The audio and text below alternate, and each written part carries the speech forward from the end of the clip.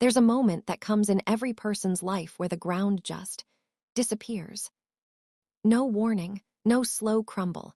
1 second you're standing, the next you're falling, and nobody around you even flinches. That's where this story begins. Not with inspiration, not with hope, with a man sitting on a cold bathroom floor at 2 a.m., holding a phone with no one to call. His name was Daniel. And if you'd seen him that night, really looked at him, you wouldn't have seen someone about to change his life. You would have seen someone who had already given up. But here's the thing about rock bottom that nobody tells you. It doesn't always look like tears and breakdowns and dramatic moments in the rain. Sometimes rock bottom is quiet. Sometimes it's just a man sitting still, staring at a wall, feeling absolutely nothing at all. And that nothing, that emptiness, that's the most dangerous place a human being can be. Let me take you back, because this story didn't start on that bathroom floor. It started years before, in a house that looked fine from the outside. Daniel grew up in a small town outside of Memphis. 2-bedroom house, a yard with a chain-link fence, a mother who worked double shifts at a textile plant, and a father who was there, but not really there. His father wasn't violent, wasn't absent in the traditional sense. He just existed in the same space without ever being present. He'd sit in the living room, television on, beer in hand, and if Daniel walked in, the man wouldn't even look up. Not out of cruelty. Out of something worse. Indifference. And when you're a kid, you don't understand indifference. You translate it. You turn it into something you can make sense of. So Daniel made sense of it the only way a child can. He decided he wasn't worth looking at. That belief, that invisible, quiet belief, followed him everywhere. Into classrooms, into friendships, into every room he ever walked into for the next 20 years. You know what that feels like, don't you? That feeling of being in a room full of people, but somehow being the one nobody sees. The one who laughs a little too late. The one who speaks a little too softly. The one who assumes, without even thinking about it, that they are the least important person in any space they enter. That was Daniel. And nobody, not a teacher, not a coach, not a single adult, ever pulled him aside and said, "Hey, I see you." Not once. He graduated high school with average grades and no plan. His mother told him to get a job. His father said nothing. So he got a job at a warehouse on the edge of town, loading pallets onto trucks, 12 hours a day, 5 days a week. He was 18. He told himself it was temporary, that he'd figure it out, that something would come along. But nothing came along. Because here's a truth people don't like to hear: nothing comes along. Things don't just appear. Opportunities don't knock on the doors of people who are sitting still in dark rooms waiting.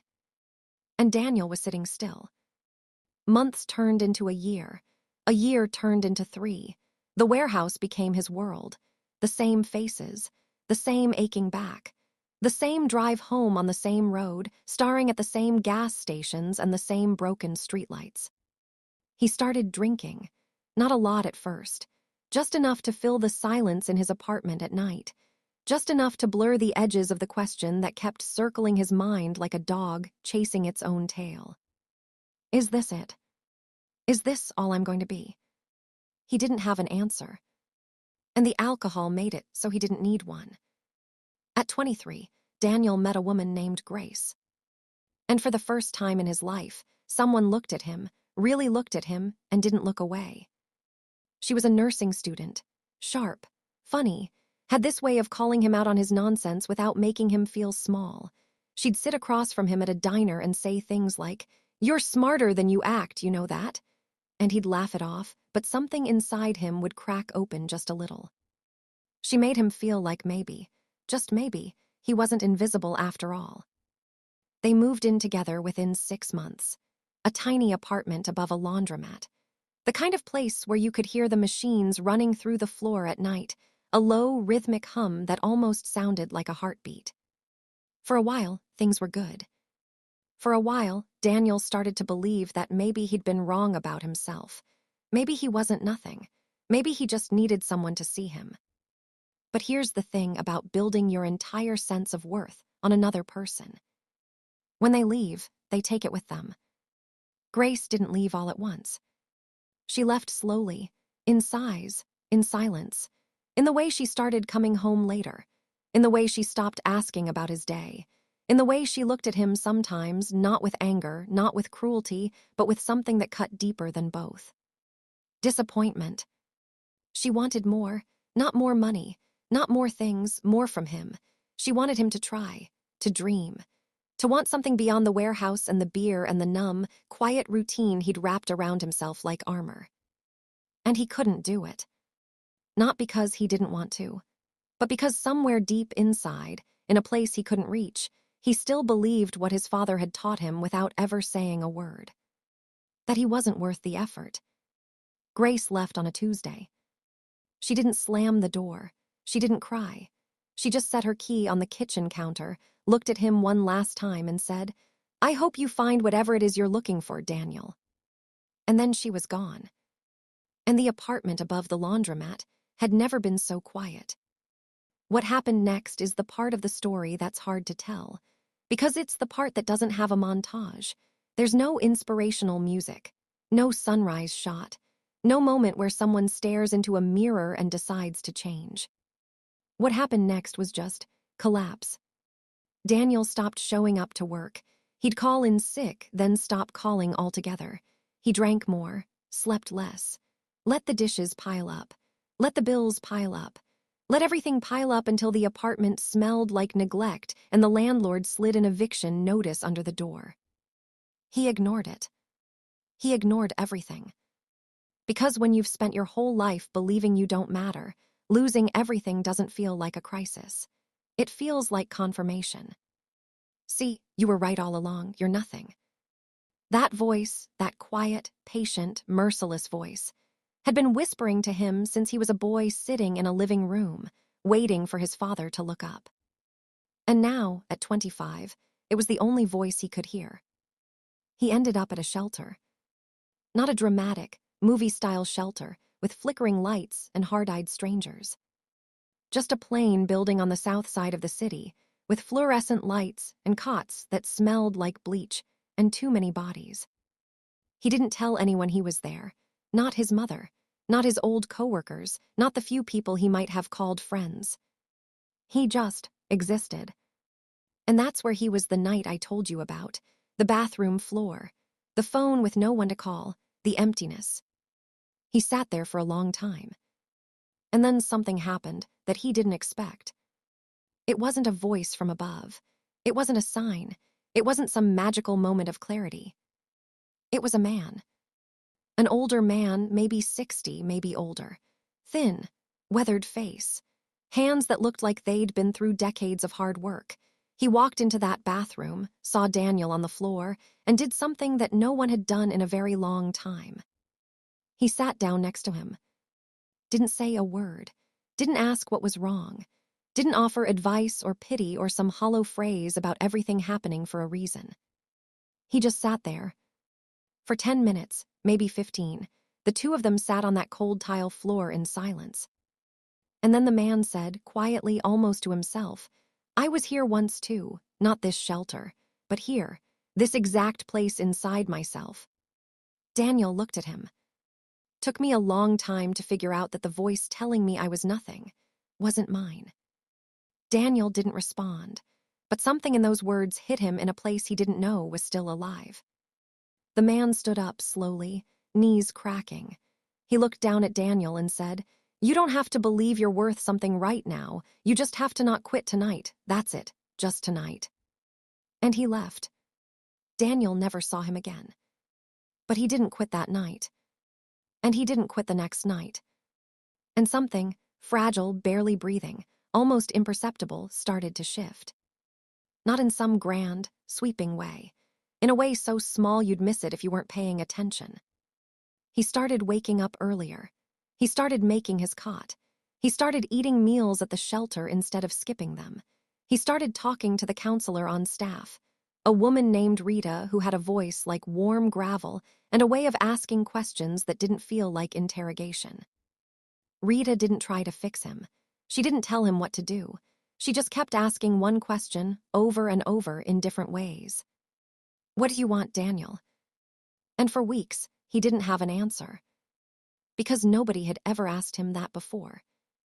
Not what he should do, not what was practical, not what was realistic. "What do you want?" One afternoon, sitting in the common area of the shelter, Daniel picked up a book someone had left behind. A beaten-up paperback with a cracked spine and coffee stains on the cover. It was a collection of essays about people who had rebuilt their lives. Not celebrities, not CEOs, just people. Ordinary, broken, complicated people who had found their way out of the dark. He read one story, then another, then another. And somewhere around the fourth or fifth story, he realized something that made his hands shake. These people weren't special. They weren't stronger than him. They weren't smarter. They didn't have some secret advantage or hidden talent. They just decided to try. That's it. One day, in their own version of a bathroom floor, they decided to try. Not to win, not to succeed, not to become something extraordinary. Just to try. And that small, almost ridiculous decision, the decision to simply try, had changed everything. Daniel closed the book. And for the first time in as long as he could remember, he felt something other than nothing. He felt afraid. But it was a different kind of afraid. Not the dull, paralyzing fear he'd lived in for years. This was sharp, alive, electric. The kind of fear that comes right before you jump. He got a job at a small print shop 3 blocks from the shelter. Minimum wage, nothing glamorous. He showed up every day and did whatever was asked of him, cleaning presses, sorting orders, sweeping floors. The owner was a man named Marcus. Big guy, quiet, watched Daniel carefully for the first few weeks without saying much. One day, about a month in, Marcus handed Daniel a design layout and said, "Tell me what's wrong with this." Daniel looked at it. He didn't know anything about design, but something about the layout felt off. The spacing. The way the text sat against the image, it felt crowded, unbalanced. He said so. Marcus looked at him for a long moment. Then he nodded. "You've got an eye," he said. "Most people don't." It was such a small thing, such a throwaway moment. But Daniel felt it land somewhere deep in his chest, in the same place the old man's words had landed on the bathroom floor. Marcus started teaching him, not formally, just showing him things, how fonts work, how color affects emotion, how the space between elements matters as much as the elements themselves. Daniel absorbed it like someone who had been starving and didn't know it. And slowly, so slowly he almost didn't notice it happening, he started to care about something. Not because someone told him to, not because he was trying to prove anything, but because for the first time in his life, he had found something that made the hours feel like minutes. Something that made him feel like he was building, instead of just surviving. It took 2 years. 2 years of learning. 2 years of early mornings and late nights. 2 years of mistakes and frustration and moments where that old voice crept back in, whispering, "Who are you kidding?" But now Daniel had something he'd never had before. A counter voice. Quieter than the first one, less certain, but stubborn, relentless. Just try, just tonight, just today. Marcus eventually made him a full designer, then a lead. Then, when Marcus started talking about retiring, he looked at Daniel across the shop one evening and said, "I've been thinking about who should take this place over." Daniel laughed, thought he was joking. Marcus wasn't joking. "You think I'd hand this to just anyone," Marcus said. "I've watched you for 2 years. You're not the most talented person I've ever met, but you're the most honest worker I've seen in 40 years, and that matters more." Daniel didn't know what to say. So he said the only thing he could think of. "Why me?" Marcus leaned back in his chair and said something Daniel would never forget. "Because you showed up. Every single day you showed up.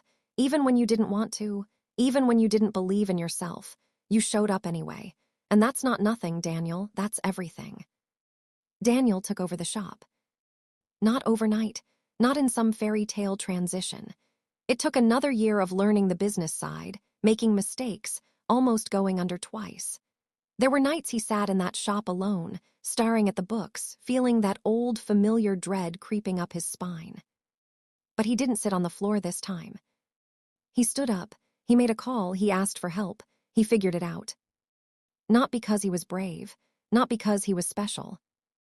Because he had made a promise to himself on a bathroom floor in a shelter, and he intended to keep it. The shop grew, slowly. He hired 2 people, then 4. He started doing work for local businesses, then regional companies. He wasn't getting rich. He wasn't building an empire, but he was building something real, something that had his fingerprints on it, something that proved every single day that the voice in his head had been wrong. He was not nothing. He had never been nothing. 3 years after taking over the shop, Daniel got a letter. It was from Grace. She'd heard about the shop through a mutual acquaintance. She wrote to say she was proud of him, that she was sorry for how things ended, that she'd always known he had something inside him, she just couldn't be the one to pull it out. He read that letter 4 times. And then he sat down and wrote her back, not to win her over, not to prove anything, just to say thank you. Thank you for seeing me when I couldn't see myself. Thank you for leaving when you needed to. Thank you for being honest enough to walk away instead of watching me drown. They didn't get back together. That's not how this story goes. But they became something rarer than lovers. They became 2 people who understood each other, who could look at each other across a table and know, without saying it, that they'd both survived something. And that was enough. There's one more thing. A few years later, Daniel went back to that shelter, not to stay, to volunteer. He sat in the common area every Thursday night and talked to whoever wanted to talk. Sometimes it was about jobs. Sometimes it was about family. Sometimes it was about nothing at all. But every now and then, he'd find someone sitting alone. Someone with that look he knew too well, that emptiness, that quiet, deadly stillness. And he'd sit down next to them. He wouldn't say much, wouldn't push, wouldn't preach. He'd just sit there. And after a while, when the silence felt right, he'd say the same thing that had been said to him. You don't have to believe you're worth something right now. You just have to not quit tonight. Here's what I need you to understand. This story isn't about a man who became successful. It's not about a business or a comeback or some shiny after picture. This story is about the moment between giving up and trying one more time. That moment, that razor-thin, almost invisible space between I'm done and okay, one more day. That's where everything changes, not in the victories, not in the achievements, in that single, unglamorous, terrifying decision to stay in the fight when every part of you is screaming to stop. And maybe you're in that moment right now. Maybe you're sitting in your own version of a bathroom floor. Maybe that voice has been talking to you for years, and you're so tired of fighting it that surrender feels like relief. I'm not going to tell you it gets better. That's not my place. But I will tell you this. The voice that says you're nothing. It's not yours. It never was. You're still here, and that tells me something about you that you might not believe yet. If this story stayed with you, even a small piece of it, then maybe this is the kind of place you need to be for a while. Reality Voice tells the stories that sit in the chest and don't leave easily, the ones most people carry in silence. If that's you, stay, subscribe. And if you've got your own version of this story, your own bathroom floor, your own moment where you almost didn't make it, leave it below. Not for anyone else. For you. Because sometimes, the first step out of the dark is just saying it out loud.